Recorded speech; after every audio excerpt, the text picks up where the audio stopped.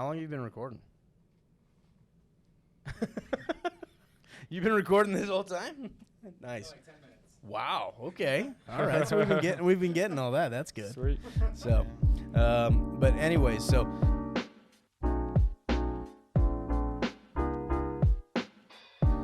we got Securus with us today here, joining us here in studio on the Big Access podcast, and today we've got a really cool, pretty cool, exciting episode that we're going to be talking all about a really unique use case study of PDK being installed in a lot of different scenarios, and it's really pretty cool and unique. And so we'll get to all that, but I want to go with and introduce our guests who we've got today. So we've got Tyler standing over here, and then we've got Mike Manning with Securus here, but they've got these really cool advanced security trailers that we're going to be talking about. But thank you guys a ton for coming and joining us on today's episode of the Big Access podcast. Yeah, thank you. Thanks for having us.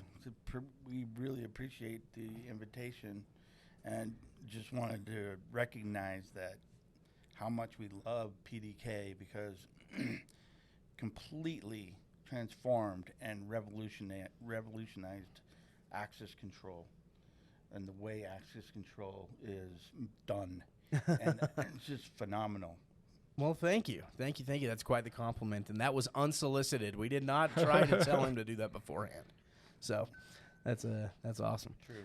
So I want to, before we dive into the topic of these advanced security trailers, I want to kind of learn a little bit more about you guys and make sure that our audience knows a little bit more about you too. But Tyler, you and I, we actually go back a few years. Yeah. Before, I guess it was, how long ago did we go to a Real Salt Lake game? You went with our then regional sales manager, Josh Belanzich, and I came with. I was also an RSM at that time, but I was covering the Central Territory. But I met you and your lovely wife at the game. We had some box tickets there. Yep. It's a while ago. That's probably 7-8 years ago, maybe. Yeah, it's been a while. Yeah. But then I ended up moving into your neighborhood like just a few months later. Yep. And it was kind of weird. At church, suddenly your wife comes walking up to me. She's like, "You took us to the RSL game." I'm like, "Oh my gosh, you were right." Yeah. And so that was kind of fun, kind of a small world moment. Yep. And then our daughters became good friends, and then you decided to leave us. I did, unfortunately. Yeah, you no longer live in that neighborhood with us. Spend a lot of time out there still, though. Yeah.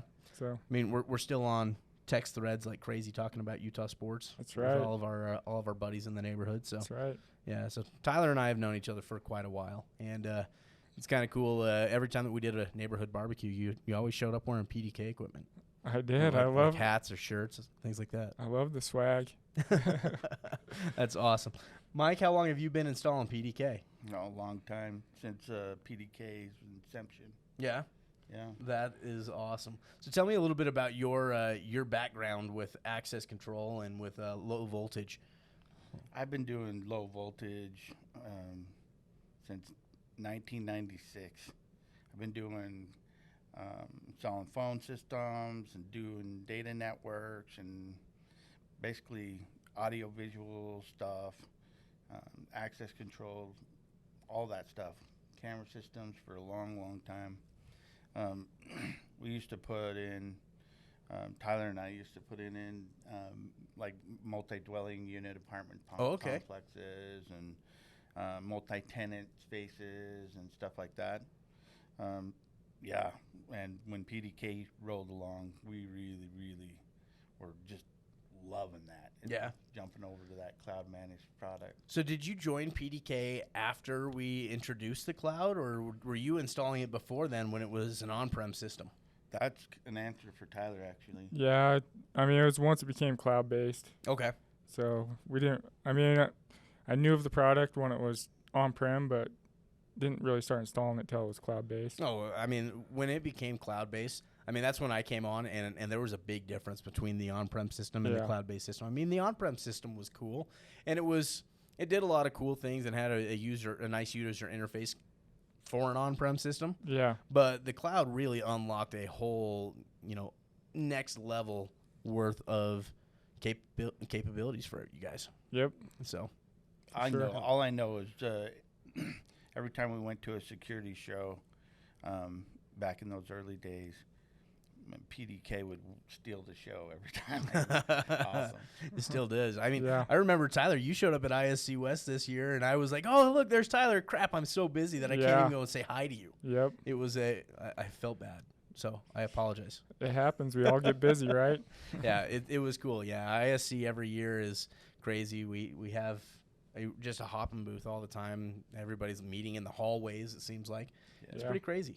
But and for good reason. We've got a lot of cool things that we like to show off, and people like the product. Yeah. Yeah.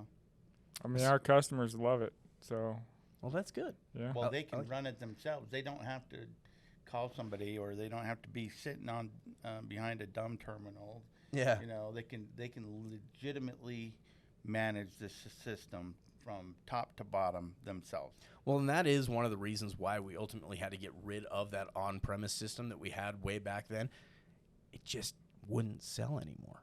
And Yeah. so it was like, okay, we as soon as we released the cloud, we saw that, holy cow, on-premise systems sales just dropped like crazy, and cloud just took off like you wouldn't believe. And so it got to the point where we were like, we have to completely stop making this on-premise system because we have way more inventory than what we're going to be able to get through. And it still took us 2 years to sell through that inventory just because it was being sold once or twice a month, and that was it. And eventually it didn't sell anything anymore, so we took the rest of that inventory, threw it into B stock, and just retired the on-premise system because cloud really did come out with that much more demand and Yeah. that much more interest there. So it was great.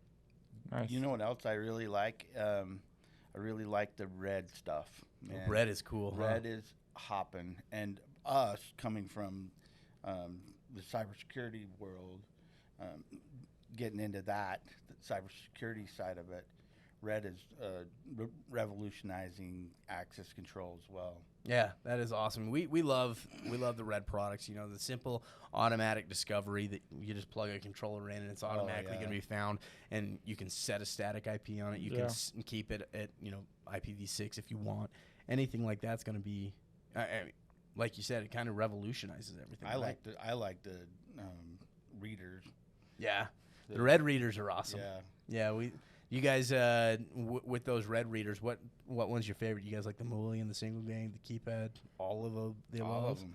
All of them. I mean, we mostly install the Mullion, Yeah.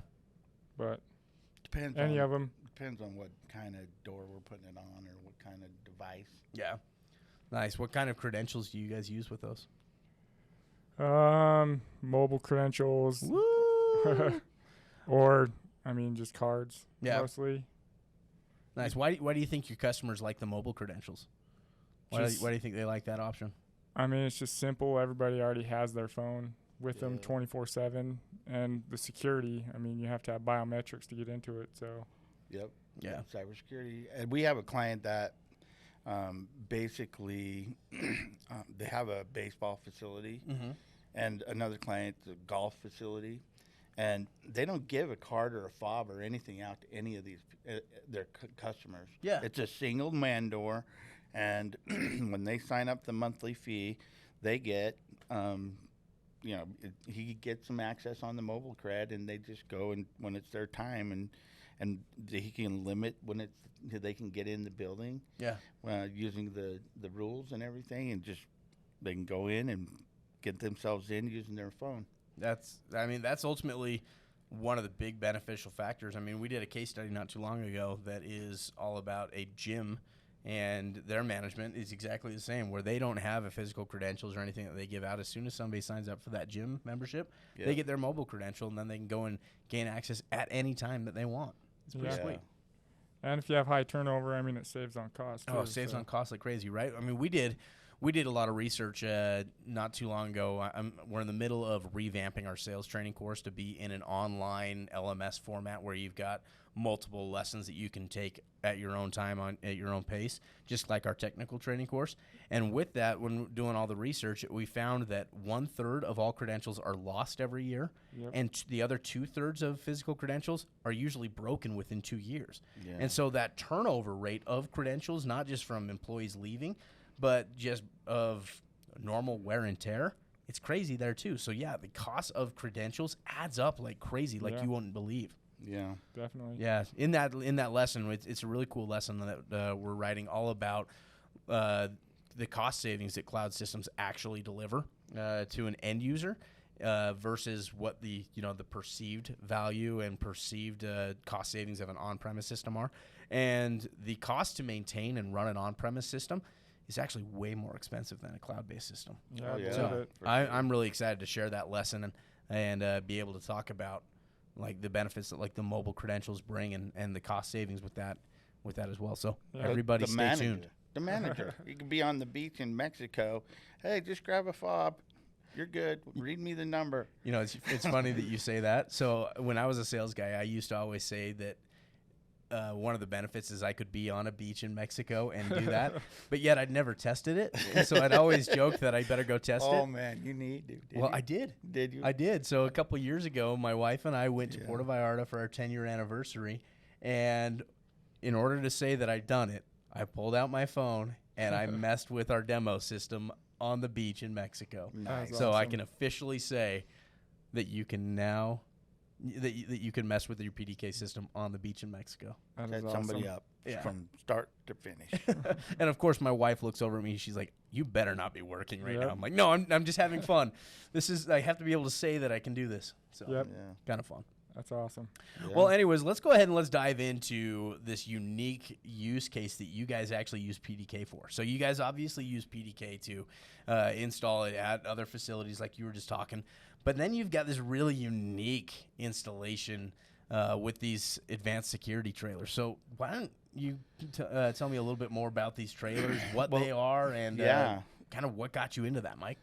I'll tell you, they're not really a security trailer. They're an everything trailer. An everything trailer. An everything trailer. So basically, I was a couple years back. We had a production company out of California come to, and they came to all the major LACs and the CLACs in the around and said, "Hey, we're going to be shooting a ASICS commercial out in the salt flats, and we need you to provide us with 10 square miles of internet, Wi-Fi." And they're like, "Yeah, no, no." 10 square miles of Wi-Fi No. out in the salt flats. That's right. So for those of you who are not familiar with the salt flats, this is where like all of the land speed records are set. It's very flat. It's salt, and it is very, very long and very, very flat. And it is in the middle of nowhere. There is not power. There is no internet connection. There is not cellular service. There might be now, but at the time there wasn't cellular service. And one of the blacks, I don't know who they were, said, "Call this guy. If anybody can do it, he can do it." So I said, "Yeah, I think we can do that." And I made a few phone calls. I got a gig circuit delivered on a month-to-month basis to the top of the mountain in between the Salt Flats and Wendover. Okay, Then- up there on the then- Pilot Peak range? Yeah. Yep. Yeah, Then I did know a- all about the Pilot Peak range. Yeah. Yeah. Big bowls up there. Big bowls up there. Yeah. My uncle's got some property out there. Yeah. And so- Sweet. So So we were just talking about a little bit earlier about an elk hunt that I was on a few weeks ago. yeah. It was over there. Nice. That's where it was. Yeah. Gotcha. So anyway, then we did a fiber bridge down into the Salt Flats, and we made these little they weren't on wheels or anything. They were just power, and we provided wireless access for their base camp, complete wireless access for the base camp, and the marathon that they were running at different spots around the Okay. marathon. We just did that, and that started it basically. Connectivity, getting connectivity where you can't get connectivity. Any place in the world where you can't get connectivity is a use case for what these trailers are. And after we get into all the different industries that are wanting the trailers, like you have agriculture wants them, public safety, school campuses want them, connected communities, disaster recovery. Oh, that's a big one. People, Yeah. disaster recovery, like hurricane hits or Oh yeah. a tornado comes through or whatever, wipes out a whole community, Yeah, yeah. takes out their cell You have towers, no everything. resources out there at that point, right? Yeah. No power. It's exact same scenario. No power, no connectivity whatsoever. So we use the trailers to bring connectivity into a place. And the oil industry, entertainment industry, we talked about that. Those folks who want it. These are the types of people who, hey, we're trying to do something here.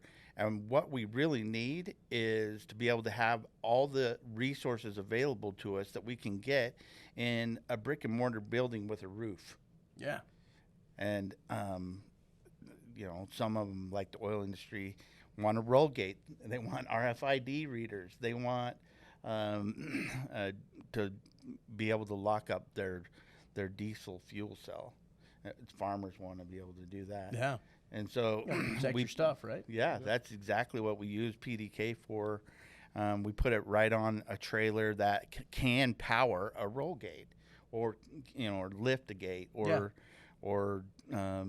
Tyler's even put it on a barbecue before. Is it on your own grill? It is not on my own grill. Oh, I was gonna come over and just hack into your grill and just start cooking for you one night. Yeah. Yeah. Sweet. You walk outside and he's like, "Hey, Ty." Hey, you don't need to hack in to come do that. No, you'll welcome me over anytime. Yep. He'll eat Okay. your ribeyes. You come. There put you 'em go. on there.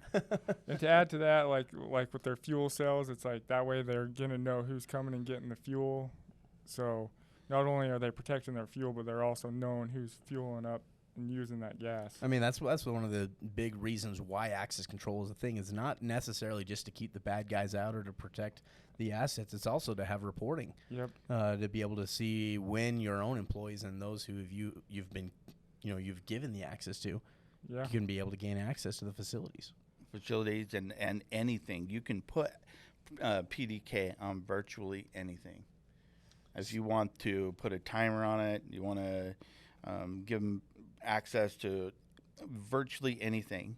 And you can now do it anywhere in the world. You don't have to, it doesn't have to be in a physical facility. No, being on one of these trailers is pretty cool, right? And so you've got these big trailers, and I'm going to make sure that you guys send over some photos that we can put in this recording. So, boom, here's a picture of what it looks like. And then, and so with these, you've got solar panels on them, right? Correct. And then backup generators. Correct. So that you can get, in case you don't have the solar energy to get everything going in that moment, you can use the generator. And then with that, you've got PDK on it to lock up the trailer itself, and then also to be able to control like the gates you're talking about. That's correct. That is so cool. And being able to do that wherever you're at in the world without actually having that brick and mortar location is pretty sweet. Yeah. No power or internet. We bring the power and the internet to the location and the technology. So how do you bring that internet to it? What's your trick there? It changes. Every single place changes. I mean, the Salt Flats, I got a gig fiber circuit and did an air fiber bridge. Mm-hmm. I'd like to do that everywhere, right? That's a lot more consistent, right? Yeah, that's the best of all the worlds that you can get. But in some cases, I mean, we might be using 4G, 5G, cellular access points and stuff like that, cellular routers, or we might be using satellite, and a combination of the two. Depends on where in the world we are and how far I can get it. There's been talk about developing, working with some folks, bringing even microwave in. Oh, really? Yeah, and expanding microwave connectivity into some very rural areas, in order to be able to provide residential with internet. Part of that, I don't know if you heard about the new broadband initiative that the Congress passed earlier last year. It was late last year, I think. No, I didn't hear about that. Yeah, that's pretty cool. Everywhere in the U.S. is got to be served with internet. they have to have at least 100 meg up, 100 meg down. Wow. And if they're not, they're considered underserved. So there's a bunch of companies that are trying to do that. Some of them have already signed up to deliver internet to the municipalities and government-owned buildings and stuff like that.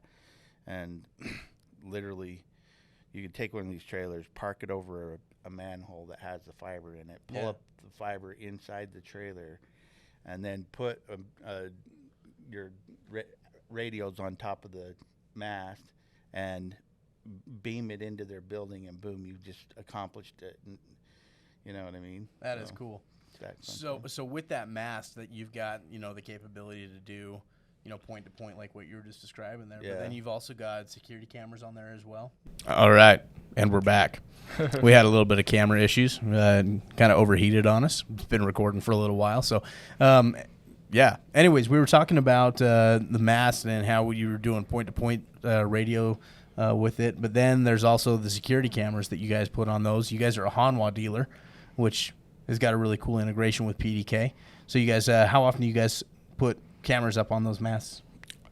Nearly every trailer, people want the cameras up there, and that's not what the trailer was designed for. It was designed for connectivity and IoT and physical security that way. But adding that level of physical security, especially where it integrates with PDK, we can take a snapshot of somebody as they provide their cred, or even roll a video of them after they've gone in or whatever.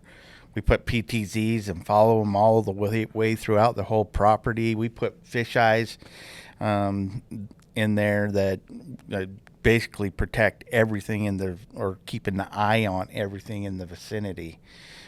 Literally, we can put a trailer and secure any kind of yard, like construction yard, an oil field location, emergency, or the disaster recovery. People really like to have them. If you could even use it like at a fair. Yeah. And we have cameras that do complete AI, and just, hey, little Tammy got lost. Let's see if we can find her, and go in and with the AI, hey, we're looking for a young female wearing pink. Yeah. And it will pull up all the footage of a young female wearing pink, and you can locate that person pretty quickly. That's so cool, man. So cool. You, the very beginning of the episode, you called this not just an advanced security trailer, but you called it an advanced everything trailer. Yeah. You are not kidding. Yeah. In this episode, I've learned a lot more about them and really the capabilities that it really is able to deliver. Like you said, you're now able to get power, internet, security, everything, anywhere around the globe. That's anywhere. Cool. And there's a lot of things we haven't touched on either. So, it literally is everything IoT. IoT sensors. We could put like any type of sensor and run data, just collect data and get it to people in the cloud. We haven't even talked about that, but there's a ton of stuff we could do with them. So if anybody wants to learn more about these trailers, how do they go about reaching out to you guys to learn more about what you guys are doing with these? You can go to iotmobile.net. You can call us 801-274 274-4444. You send us an email. That's the IoT side. Securus is our other company, and that's the physical company that does all the hardware and installations. It's aside from the trailer company. It's like a sister company. Yeah. And you can get us, Mike or Tyler, at securuspros.com. And that's securuspros.com. Awesome. So. Well, dude, guys, we are just about out of time on this week's episode, but thank you a ton for taking the time to come here in studio to be able to do this with us. It's been really educational and kind of a cool story to hear about how you guys started building these IoT trailers and everything that it can do. So thank you for taking the time to do it. Absolutely. Thanks for inviting us. Yeah, you Yeah, bet. thank you. For those of you guys who have not yet done so, be sure to subscribe to this podcast, leave it a 5-star rating, and also let us know if there's anything in particular that you are wanting to learn. But thank you again so much for jumping in on this week's episode of the Big Access Podcast. Stay tuned because we've got more great content coming every Friday. Thank you again, and we'll talk to you next week.